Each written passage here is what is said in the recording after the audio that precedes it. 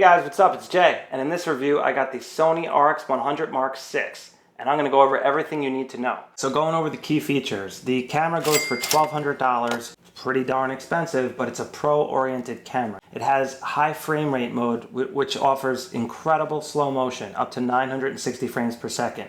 It's a 20 megapixel sensor. It's the latest and greatest from Sony. It's a 1-inch sensor. It's the best in the business. Image quality is killer. The sensor also has 315 phase detection focus points on it, so it's extremely fast focusing and accurate. So the camera is actually capable of doing sports photography, portraits. It has IAF in continuous autofocus mode. It has a 24 to 200 equivalent focal length lens, okay, built in. Now that's amazing. That really is a game changer when it comes to a super ultra compact camera.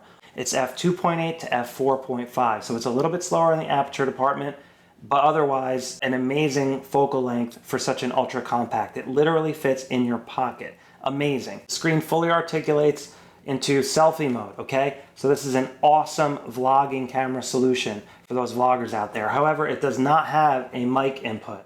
All right, so you're gonna have to use the on-camera audio. That's important to know. But otherwise, with the screen flipped like this, you can take killer selfie video and photos and stuff like that, which is awesome. The screen has a lot of articulation to it. It has an HDMI out, so you can hook the camera up to like a monitor if you want to have a bigger view of what you're doing. So that's a nice feature. You can also record to a device using the HDMI out and get a clean, higher bitrate signal than you can recording on the camera. This thing's capable of recording 4K video. It is limited to 5 minutes, unfortunately, just because the camera is so compact and it gives off so much heat. It has a built-in flash you can use, which is really nice for the scenarios where you need a flash. It also has a pop-up viewfinder. You just look in here and you can take some pictures using the viewfinder. It's a really awesome feature. The camera automatically turns on when you pop up the viewfinder by default, and you can just push it down now on this model. You used to have to push it in and then down. Now you can just push it down in one swoop. The ring here turns, so you can use it for multiple features,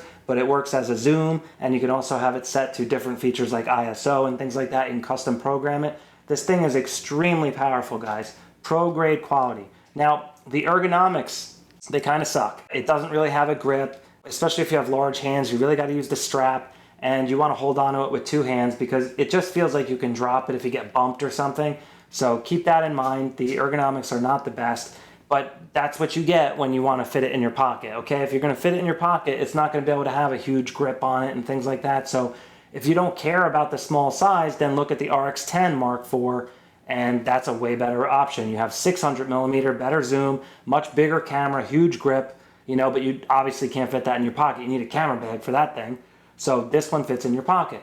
This camera is really designed, in my opinion, for pro-oriented users that don't want to carry the big DSLRs. They're just too heavy, they're too burdensome, and this is the camera you would want, you know, if you have the money and you want the best quality possible. This camera also does 24 frames per second shooting. That is incredible. And if you're, you know, a batter swinging or a pitcher pitching, things like that, where you need to capture that many frames in a row, this camera's capable of doing it. It can actually keep up. Like, that's incredible. So, like I said, pro-oriented feature set. Now, negatives, the battery life kind of sucks. I already said the ergonomics sort of aren't the greatest. The aperture could be a little bit faster, but because it's so ultra compact, it is what it is. The ISO maxes out at 12,800. It's not the highest ISO, but the quality is not too bad at ISO 12,800. The camera also does not have a mic input. This camera also does not have a built-in ND filter. The Mark V-A does. It has a 3-stop ND filter, and this one does not.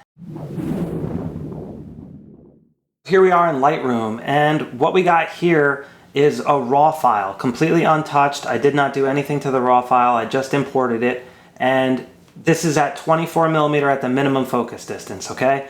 So this is what kind of out of focus area you can expect. The lights were approximately 10 feet behind where the quarter was, and I just wanted to show you the detail here. This is at f2.8, so it's 9 millimeter, but that's equivalent to 24 millimeter when you factor in the crop factor of the 1-inch sensor, okay? So on the upper left here, you can see the EXIF information if you're curious as to what the shots were taken at. Now at 200 millimeter, I had to set the camera back quite a ways. I couldn't get as close as I would like, but this is as close as you can get. And when you zoom in, you can see the sharpness is really good. Now I just wanted to go over the ISO real quick. This is ISO 100, and you can see the colors are extremely vivid. The optics are extremely sharp all the way to the corner. Incredible. Now ISO 12800. Now this is the worst possible quality, and it still looks really good. I mean, for what it is, you can definitely see the noise, no doubt. The noise is there, but you still have all the detail, you know, necessary. You could still read everything, like all these little text symbols. You could still see all the detail on the dollar bill. Here's ISO 6400. I'll zoom in here so you can see a little closer. Here's 3200. You can see the color shift. It kind of came back here. The green you can see here on the 6400. 32, it pretty much goes away. All right, real world photos. Let's check them out. So this is what we got. Here is Jace on the deck, and you can see the skin tones look really good. Very accurate. Zoomed in a little more, you could just see the incredible sharpness here. These are straight off the camera, so I didn't do any editing. You could see he's got a little bit of dirt on his face, you know the deal. Now, this is the scooter. I just wanted to show you the background separation and things like that you can achieve. Here's another example of the background out of focus area you can get. You could see with a camera like this, 200mm, you can get quite a bit of background separation with a 1-inch sensor, okay? Now here is just one of those plastic eagles, but you can see the killer background separation and 3D effect you can get. Top quality sharpness with that Zeiss lens. Here's some peppers I was roasting on the grill. Here's just a truck. Now here is a landscape scene. So this is what you can expect taking landscapes. This camera is really good for landscapes with that 24mm effective. Focal length is really wide, so you can get some nice wide angle effects. Here's another example, just shooting in on some steel. You can see the sharpness is remarkable. Color and clarity is quite good. Background out of focus area is quite good. Here's another sample photo here. This was taken at ISO 12800, real world photo. I just wanted to show you what it looks like. And you can see the detail is quite good for ISO 12800. Here's another one of Jace at the ball field. This was a JPEG at 200 effective millimeter. And you can see the sharpness is just killer. He's such a good boy. Here's me and Layla. I took a selfie, you know, I was holding the camera in selfie mode so we can see the screen. And when you're in selfie mode, the self-timer automatically engages. So when you hit the button, you have like a 3-second, you know, countdown. And that's by default. You can turn that off if you want in the menu. But I found it was a nice feature because when I hit the shutter button, it like counted down. So I was like, oh, okay, perfect. Let's get ready, Layla. Smile, smile. Patink, and then it took the photo, and here you go. Here's a couple of shots of Layla. Just took a few of her in rapid fire mode. I like this one in particular. Came out really good. You could see that, again, the sharpness is just top quality. Now here's a maximum out of focus type of shot. So I was at pretty much the minimum focus distance, and you can see the background at the Bashakil Wildlife Preserve looks really awesome. It's nice and buttery out of focus. Now dynamic range wise, just take a look at this scene. Looking into the sun. Here's another shot. And again, the dynamic range is quite good. These are shot in JPEG mode. All right, so this is straight off the camera, guys. Here's another angle.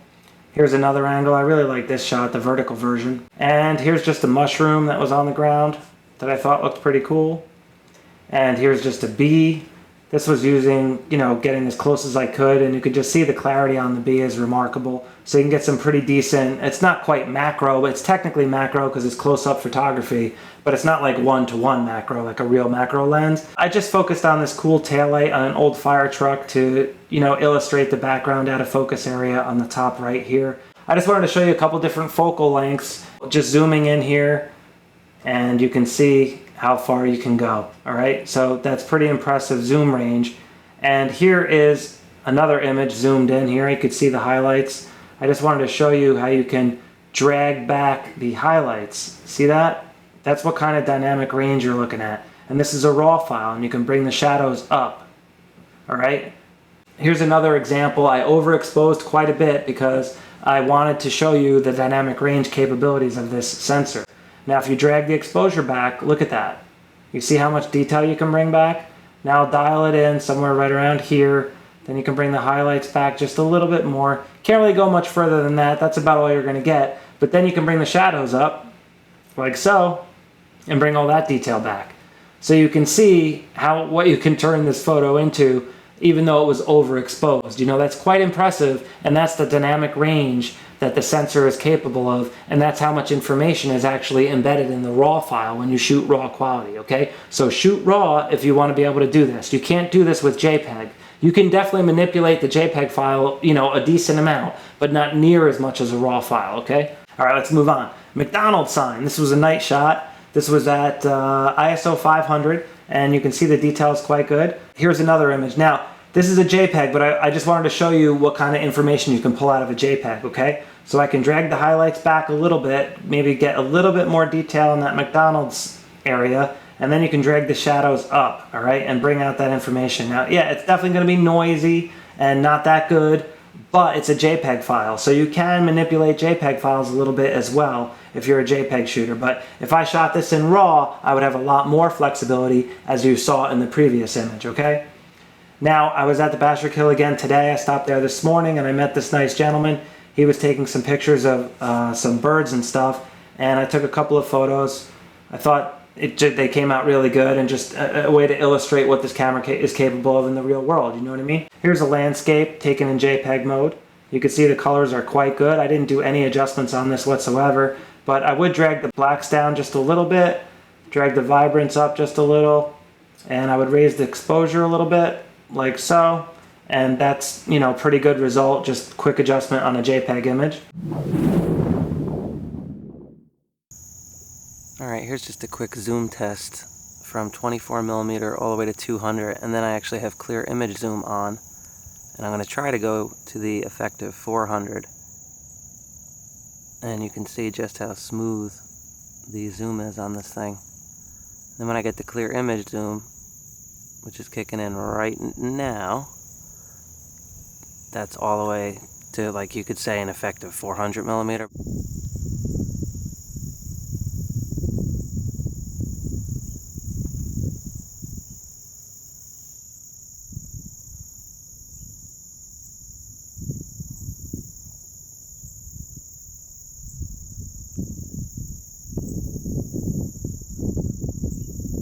Ooh, I got him.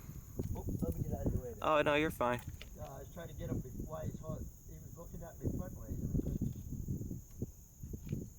The bird is going to go crazy when he landed in front of the truck.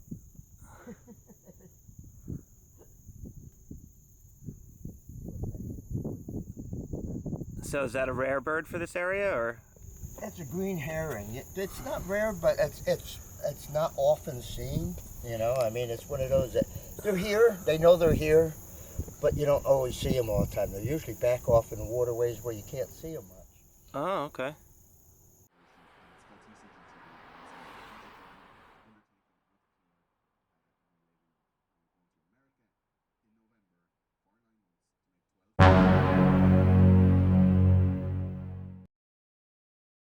Alright guys, I just wanted to show you this high frame rate mode feature, and this is at 480 frames per second. You can just see Bones' foot there, just ridiculous. Now here's Jace jumping in the pool, and I just reversed a little piece of the clip so you can see what kind of effects you can pull, you know? So if you're doing some kind of stunts, you can reverse it, slow it back, and get all these cool effects.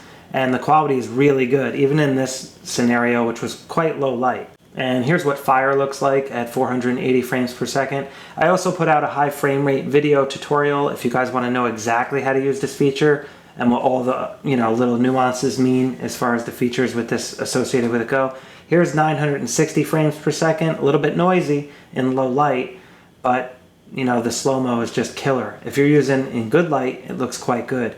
Now this is at the best quality, which is 240, and I just want to show you what it looks like when you pour a beer. Alright guys, so at the end of the day, would I recommend the RX100 Mark VI?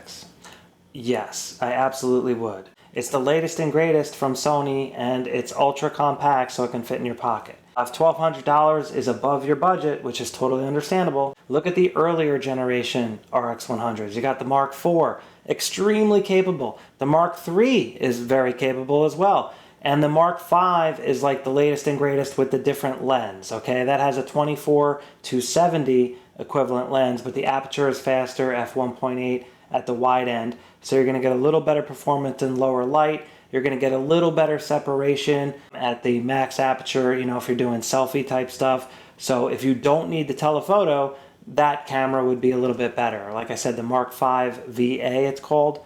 But as far as this camera is concerned, the 24 to 200 millimeter focal length is incredible. That's real world, extreme versatility. The 4K video being only 5 minutes is definitely a negative. You know, the battery life isn't the greatest, the ergonomics are not the greatest, but that's the price you pay for something that fits in your pocket, okay? It just is what it is. At the end of the day, yeah, highly recommend this camera, okay? You're gonna get what you pay for. I know it's a lot of money, but you really are getting the latest and greatest technology from Sony, and Sony technology and the sensor technology in particular is the best, in my opinion. That's about it for the review. If you like the review, give me a thumbs up. I would really appreciate it. It helps me out. Also, links below. I have lots of videos that will help you out learning how to use this camera. I just created one on high frame rate mode, and I also created one if you're a beginner and you're new to photography and new to the Sony camera system. It will break down the camera for you, show you how to use all the basics. It'll get you out there shooting, getting great quality, you know, shots right out of the gate in one quick video. So check that video out. Also, be sure to check out me on Facebook, Twitter, Google+, you know, that type of stuff. If you guys have questions, if there's a feature on this camera and you don't understand it, you want to know more, or you're just confused, you know, it's totally understandable. It's a lot to learn. You know, the learning curve is quite high on a pro-oriented feature camera like this. So ask the questions below. I will be happy to answer. Be sure to check out Sony Alpha Lab. I got a lot of articles on there that'll help you out with general photography concepts, you know, composition, aperture, shutter speed, all those types of things. If you're interested in learning more, check out my website, and all those tutorials are on there that'll get you up to speed, you know, and it's how I like to do it. You know, I try to use visual aids and things like that. I'm a visual learner, so I try to teach that way as well. In any event, have a great day. I really hope you got what you were looking for. Thanks for watching, guys. I'll catch up with you next time. Stay tuned.